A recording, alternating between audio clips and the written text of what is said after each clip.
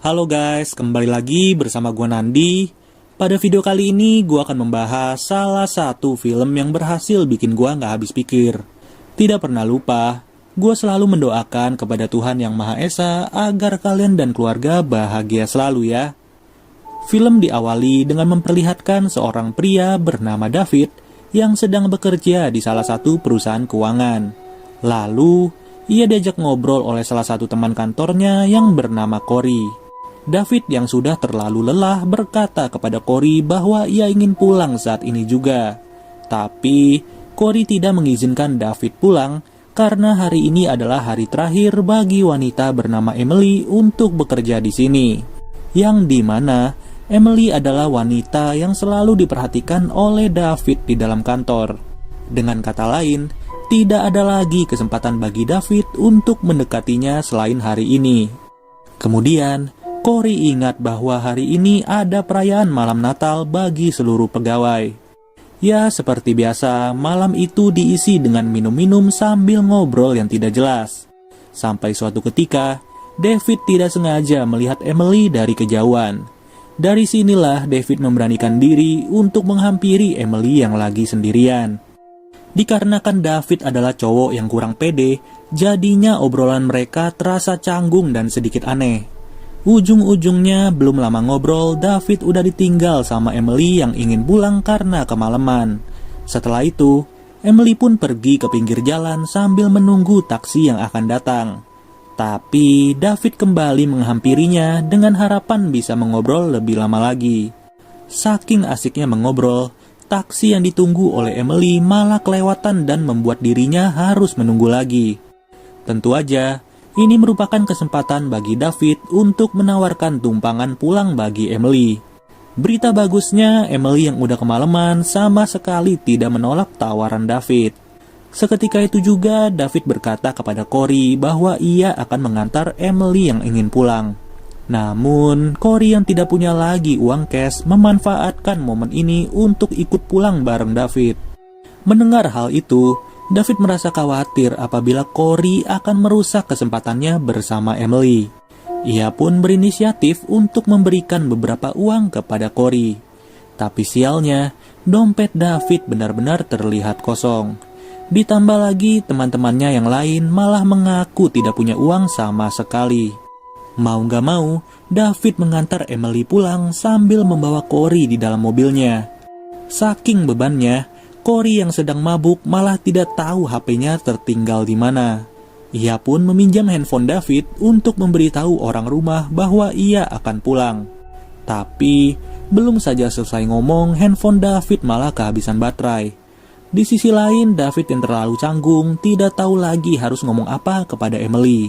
Sampai pada akhirnya, Corey berkata bahwa ia sangat lapar dan ingin memakan pizza. Tapi, David tidak enak kepada Emily dan tetap bersikeras untuk mengantarnya pulang. Namun tetap saja, alasan demi alasan yang dilontarkan David tidak mempengaruhi ajakan Corey. Bahkan, Corey kembali berkata bahwa kedai pizza favoritnya tidak menerima pembayaran debit. Seketika itu juga, ia pun langsung pergi ke ATM terdekat agar si Corey bisa menarik uang cash. Bisa kalian lihat sendiri, waktu sudah menunjukkan pukul 1:30 malam dengan suhu -3 Fahrenheit.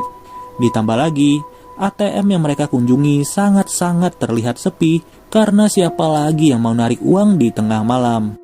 Sebagai bentuk kekesalannya, mobil David sengaja diparkirkan jauh dari ATM itu agar Corey merasa capek. Pada awalnya, semua berjalan baik-baik saja dan David memanfaatkan momen ini untuk mengobrol. Setelah beberapa menit, Corey memanggil David dari dalam ruangan ATM. Saat itu juga David menyusul Corey yang sepertinya mengalami masalah. Hal ini membuat Emily ditinggal sendirian dan menunggu di dalam mobil. 10 menit kemudian, Emily merasa penasaran sebenarnya apa yang dilakukan oleh mereka berdua. Ia pun memutuskan untuk turun dari mobil sambil membawa kunci mobil David. Setelah ditanya, ternyata kartu ATM milik Corey mengalami kerusakan dan tidak bisa terdeteksi. Jadinya, makan pizza kali ini akan ditraktir oleh David menggunakan uangnya. Namun tiba-tiba, hal creepy mulai terjadi dan ada seseorang yang melihat mereka dari luar ruangan. Awalnya, Corey berasumsi bahwa orang itu hanya mengantri untuk masuk ke ruangan ini. Nggak lama dari itu, ada seseorang yang berjalan sambil membawa seekor anjing. Tapi, pria itu langsung dihampiri oleh orang misterius dan dihajar sampai tewas saat itu juga. Dari sini, mereka bertiga mulai sadar bahwa orang itu sama sekali bukanlah orang biasa. David pun berencana untuk menelpon 911, tapi handphonenya kehabisan baterai dan handphonenya Corey udah hilang entah kemana. Sedangkan, handphone milik Emily yang merupakan satu-satunya harapan malah tertinggal di dalam mobil. Alhasil, David dan Corey pun semakin panik sambil mencari sesuatu yang sekiranya bisa digunakan. Di sisi lain, orang misterius itu terus mengawasi mereka bertiga dari halaman parkir. Setengah jam kemudian, David berencana untuk berlari ke dalam mobilnya. Tapi psikopat itu seperti sadar akan sesuatu dan langsung pergi ke mobil David. Dari mobil David, ia hanya mengambil sebuah kotak perkakas, lalu ia pun pergi berjalan menuju belakang ruangan. Ini merupakan kesempatan yang baik bagi David untuk berlari. Hanya saja, mereka sama sekali tidak tahu ada berapa orang yang mengawasi mereka.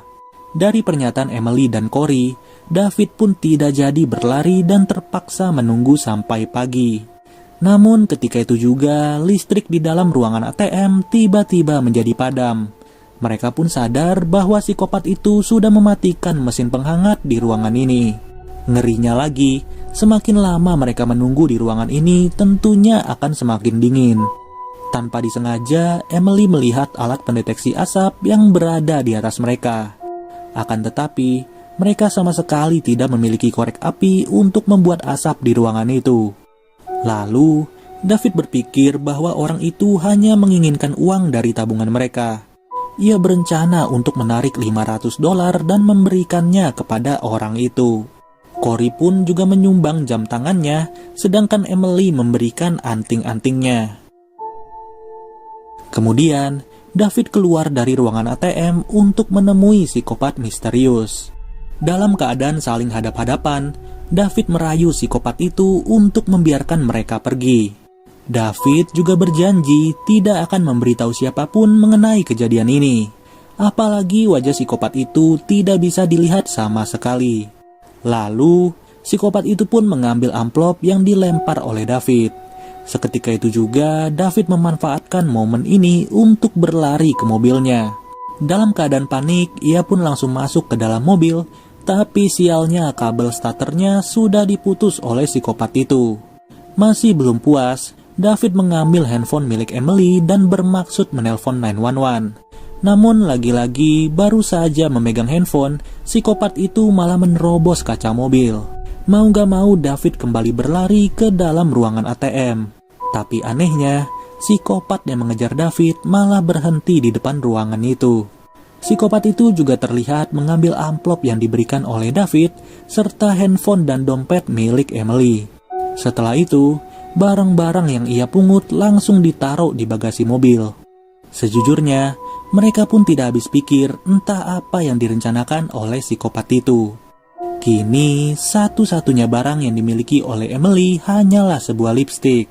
Karena keputusasaan, ia pun mencoret kaca itu menggunakan lipstik miliknya sendiri. Yang dimana sebuah kata yang ditulis oleh Emily adalah kata minta tolong.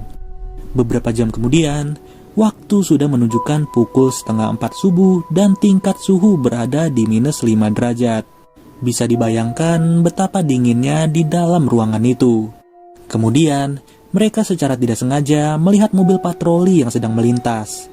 Petugas itu pun terlihat masih belum sadar dengan keadaan di lokasi ini.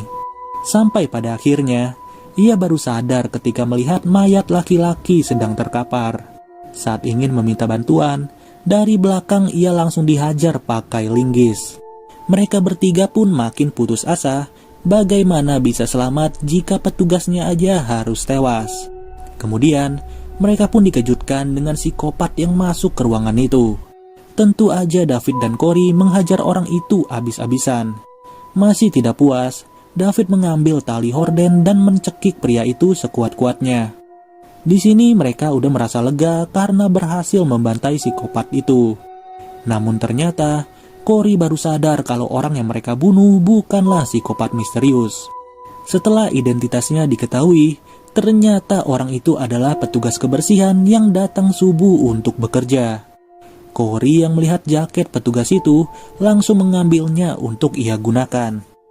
Di saat yang bersamaan, Corey sudah merasa tidak tahan lagi dan ia pun langsung pergi dari ruangan itu.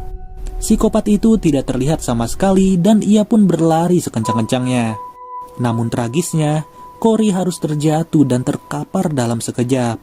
Alhasil, ia pun ditusuk pisau berkali-kali sampai tidak bisa bergerak lagi.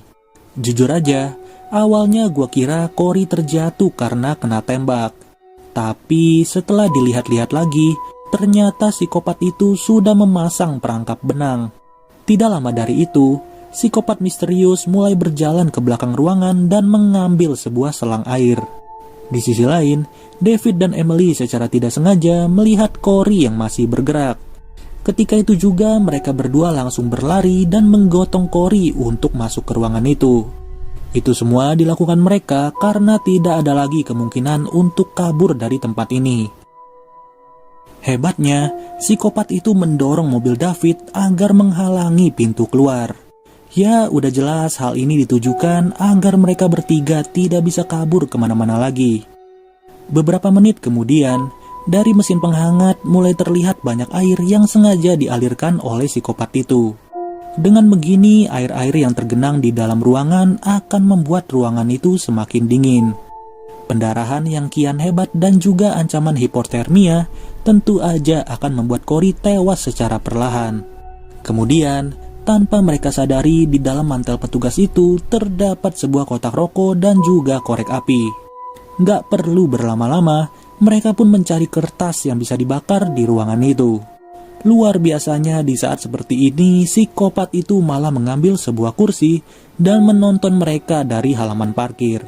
Sedangkan, alat pendeteksi asap yang berada di tengah ruangan membuat David sulit untuk menggapainya. Ketika itu juga, Emily mempunyai rencana yang dimana David bertugas untuk menggendong tubuh Emily. Emily langsung naik di atas pundak David sambil membawa tempat sampah. Benar saja, usaha mereka tidak sia-sia dan alat pendeteksi asap berhasil membunyikan sirine darurat. Baru saja berbahagia, sialnya David malah kepleset dan membuat leher Emily terbentur laci brosur. Alhasil, Emily langsung tewas di tempat dengan keadaan tulang leher yang sudah bengkok. Ditambah lagi, psikopat itu sengaja menabrakkan mobil polisi ke dalam ruangan itu. Akibatnya hal itu semakin membuat David emosi dan secara kebetulan ia melihat botol alkohol milik Corey. Dengan menggunakan botol itu, David berencana untuk membuat botol alkohol menjadi sebuah bom molotov. Saat sudah selesai, ia pun langsung melemparkan botol itu ke arah psikopat yang lagi duduk. Tapi anehnya tidak ada sedikit pun teriakan yang terdengar oleh David. Namun ternyata, psikopat itu hanya memasang jaket petugas di atas kursi. Kemudian psikopat itu pun bergegas untuk membunuh David, tapi tiba-tiba terdengar sirine polisi yang datang ke lokasi mereka. Sialnya, polisi itu datang ke tempat ini bukan untuk menolong David, melainkan polisi itu malah menangkap David karena hanya ia yang terlihat di lokasi itu. Dengan kata lain, David diduga melakukan pembobolan ATM maupun pembunuhan berencana. Ia pun sebisa mungkin menjelaskan semua yang terjadi, tapi tetap saja tidak didengar oleh para polisi. Saat itu juga proses pemeriksaan terus dilakukan di lokasi tersebut sampai pagi hari.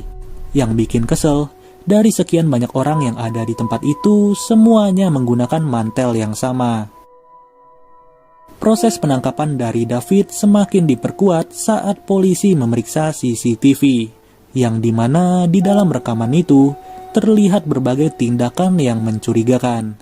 Contohnya seperti David yang sedang merusak mesin ATM, David yang sedang mencekik seorang petugas, David yang sedang mendorong Emily sampai terjatuh, dan juga David yang memegang pisau di perutnya Corey. Hal ini juga menjelaskan kenapa psikopat itu tidak pernah masuk ke dalam ruangan ATM. Ya, udah jelas dia nggak mau masuk ke ruangan itu karena ada kamera CCTV. Lalu, kita diperlihatkan psikopat itu sedang berjalan pulang ke markasnya. Saat sampai, ia langsung duduk di meja kerjanya dan terlihat semua gambaran yang sudah ia buat.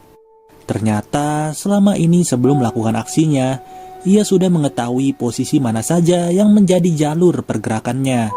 Dalam membuat rencana yang begitu matang, tentu aja psikopat ini sudah melakukan survei lokasi sebelumnya. Maka dari itu, ia sudah mengetahui mana saja titik CCTV yang terdapat di lokasi itu. Di ending scene-nya, psikopat itu sedang menggambar rencana baru untuk lokasi ATM yang berbeda. Ya, pada intinya kita jangan pernah merasa tidak enakan apabila diajak oleh teman kita. Sama halnya kayak David yang gak enakan dan ujung-ujungnya mengalami malapetaka. Jadi kalau kita ngerasa gak nyaman, gak ada salahnya untuk berkata tidak. Oke deh guys, mungkin segini aja pembahasan dari film ATM. Sampai bertemu lagi di video berikutnya. Gua Nandi cabut dulu. Dadah.